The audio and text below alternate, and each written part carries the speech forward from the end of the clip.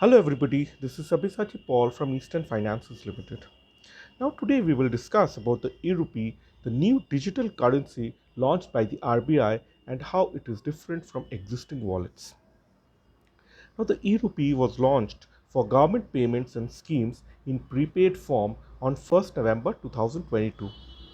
Thereafter, the pilot project of this E-Rupi for general transactions was started on 1st December.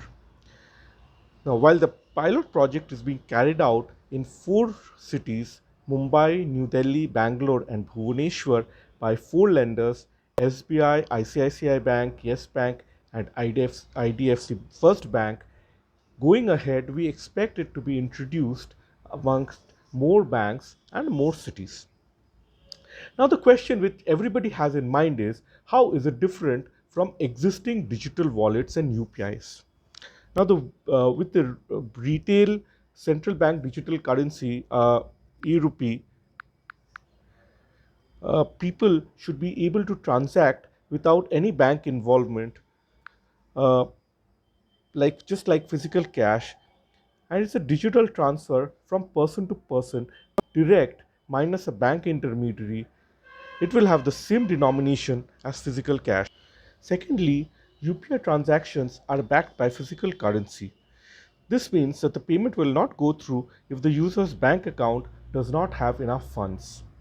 The E-Rupi is issued by the RBI and is a legal tender in itself. It need not necessarily be backed by physical currency or bank account. Then the digital rupee will be operated by the RBI and not by the bank intermediaries as in the case of UPI, where each bank has a different UPI handler or a UPI ID.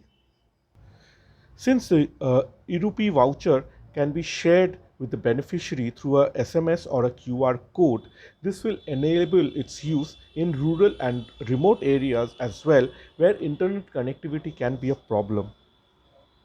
As it is in the form of an SMS, anybody, even without a smartphone, can use it. I think now the main bone of contention is whether the transactions will be anonymous like physical cash or not. While the RBI has said that the E-Rupi transactions are anonymous, on ground implementation is not clear on this front.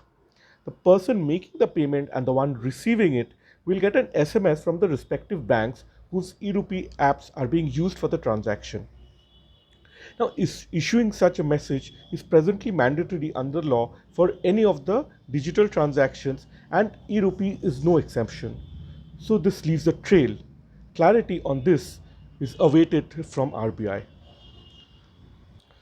To sum up, just like we have NEFT RTGS followed by IMPS, and thereafter UPI and digital wallets all functioning together, E-Rupi is just another addition to the medium of payment added to the list.